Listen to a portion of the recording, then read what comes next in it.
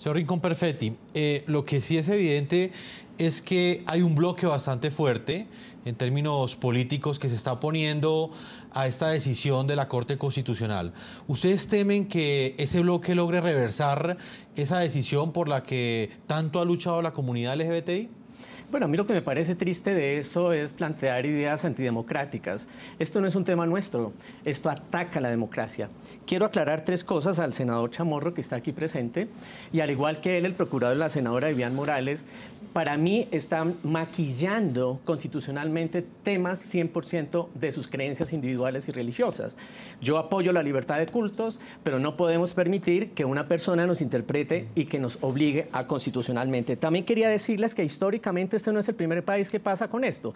El país más cercano, ahora recuerdo, es Costa Rica, en donde pasó exactamente lo mismo con el tema y se llevó a las urnas el asunto de las parejas homosexuales y la Corte de Costa Rica dijo: los derechos de las mayorías, de las minorías no pueden ser sujeto de aplastamiento de las mayorías, y declaró nulo llevar eso. Y aclarar que efectivamente el artículo 42 dice que la familia se constituye por nombre de una mujer y por la voluntad responsable de conformarla, y hay madres solteras y hay muchas formas de constituir familia, como lo trae el bienestar familiar, razón por la cual no hay una sola familia, que la familia heterosexual de hombre y mujer es solamente el 33% del total de familias de este país, y terminó diciendo que lo que protegió la Corte no fue a nosotros y nosotras, los gays y lesbianas. Lo que protegió la Corte fue el derecho de los niños a tener una familia.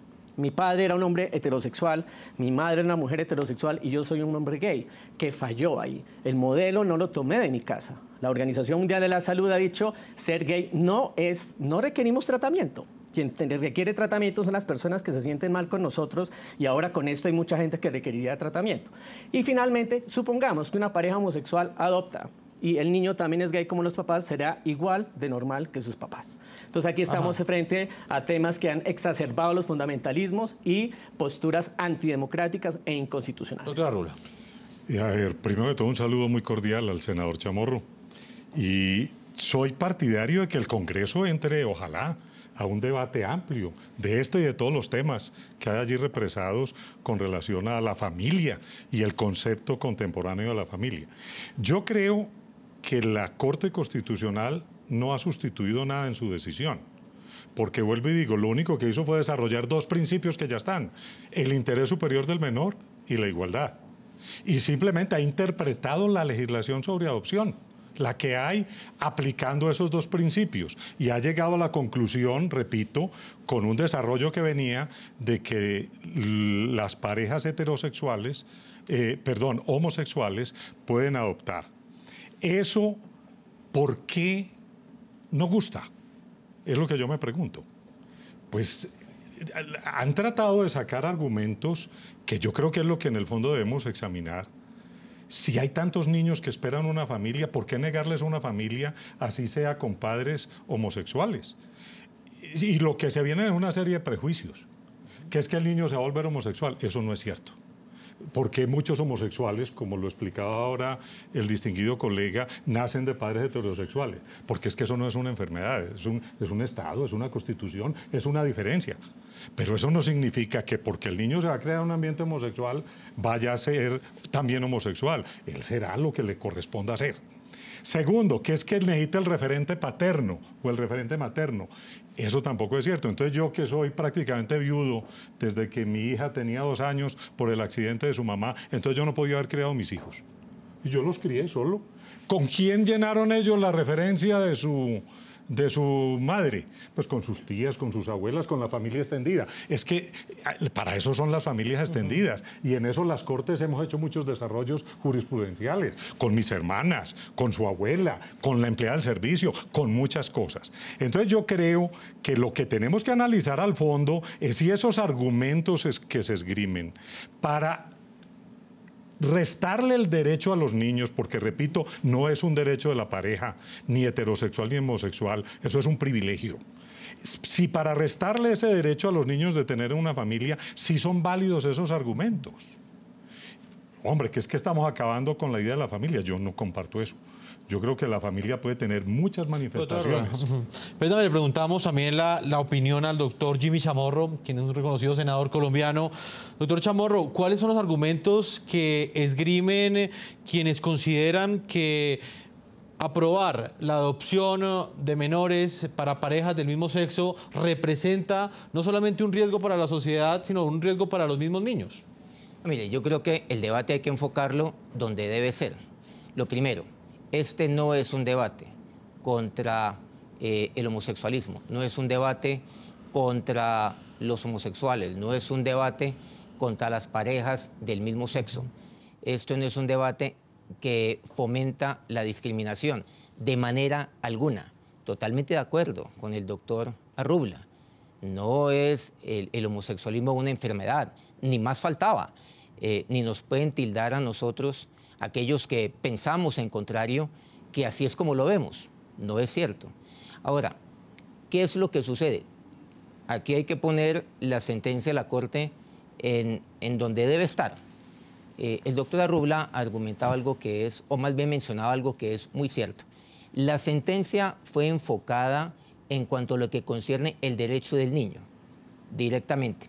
Seguramente en algunos pasillos, en algunos foros, se ha querido presentar esto como el derecho de adoptar de unos adultos. No, no es cierto. Lo han enfocado de esta manera y creo que la Corte lo ha hecho de una manera muy hábil, porque lo enfocó en cuanto a lo que concierne el interés superior del niño a tener una familia. Pero en cuanto a lo que concierne el tema de la adopción específicamente y enfocado única y exclusivamente en cuanto al interés superior del niño, de la niña, del menor, tenemos que suministrarle en cuanto a este tema específico de una familia la cual eventualmente puede estar conformada de la mejor manera. Por supuesto, en Colombia también tenemos familias, tenemos hogares monoparentales y eso naturalmente es una familia. Por supuesto que sí. Y gracias a eso es que tenemos niños y niñas que hoy en día gozan de una protección y gozan de una familia, en fin. Pero cuando nosotros como Estado tenemos que suministrarle, tenemos que proveerle, tenemos la obligación de darle una familia a un niño que no tiene padres, tenemos que hacerlo de la mejor manera posible. Y en ese orden de ideas, la mejor familia que se le puede suministrar en este momento, sin duda alguna, no es una familia distinta, sino a un papá y a una mamá, que son los adoptantes. Un papá y una mamá, y esto lo ha sustentado con mucho detalle el señor Procurador General de la Nación ante la Corte Constitucional, lo cual lamentablemente no tuvo asidero, en el sentido que un niño necesita el aporte de ambos. Pero por supuesto que existen situaciones que ocurren dentro del seno de una pareja, de una familia, como por ejemplo el fallecimiento de uno de ellos. No es este caso, puesto que en este caso estamos hablando estricta y específicamente del tema de adopción. Sí, como lo dice el doctor Arrubla, de facto ya está garantizada esa posibilidad de que, por ejemplo, un hombre soltero o una mujer soltera tuviera la posibilidad de adoptar sin que le preguntasen en ese procedimiento su orientación sexual. Este tipo, digamos, de procedimientos o de adopciones ya no estaban garantizadas si una pareja del mismo sexo quisiese tener o no un hijo adoptado. Miren, en esto hay que tomar decisiones y seguramente tomar decisiones de fondo en todo este aspecto. No se trata simplemente de decir o de establecer o de prescribir de una manera mucho más exacta de quiénes pueden adoptar y quienes no lo pueden o no le deben hacer. ¿Hacia dónde va encaminada la iniciativa? Bien sea de acto legislativo o bien sea de referendo. Que hay que suministrarle, reitero, al niño la mejor familia posible. Y la mejor familia posible, sin decir que otras formas pueden ser buenas. Por ejemplo, sin duda alguna, una familia monoparental, pero la mejor familia posible es una familia conformada por un papá y una mamá.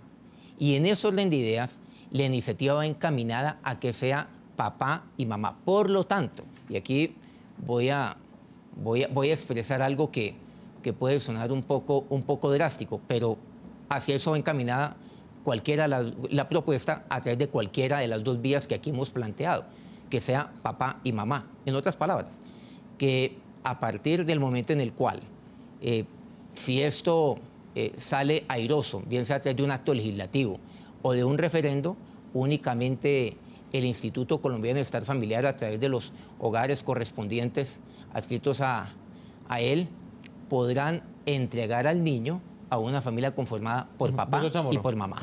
Doctora Rula, una pregunta antes de irme a comerciales. ¿Usted cree que este debate o las diferencias entre los dos sectores de opinión que están completamente encontrados frente a ese tema, y en este momento estoy seguro que están frente al televisor, se reduce a la aceptación de un concepto de familia?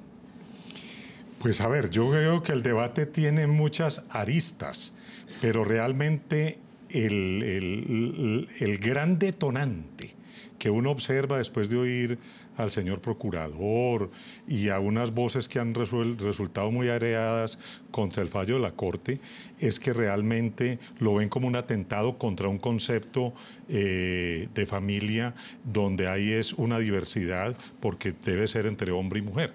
Y no nos hemos abierto a ese concepto de familia que pueden ser una pareja homosexual.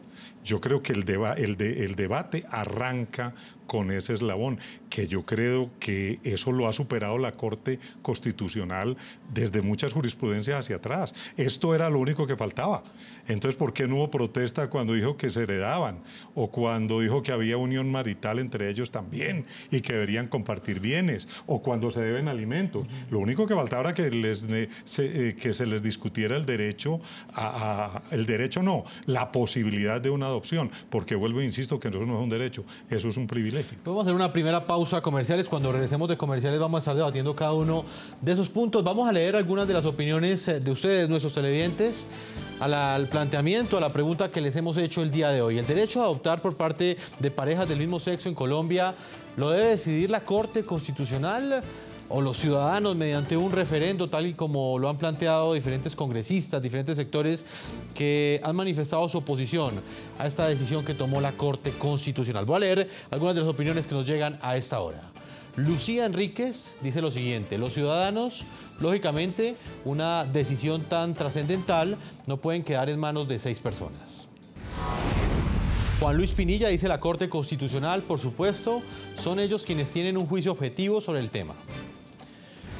Y Carl dice: hasta ahora ninguna de las dos, lo deben decidir quienes protegen los derechos de los niños. Opiniones que llegan de nuestros televidentes. A esta hora vamos a una primera pausa y ya regresamos a la segunda parte de este programa La Noche. Ya regresamos con La Noche.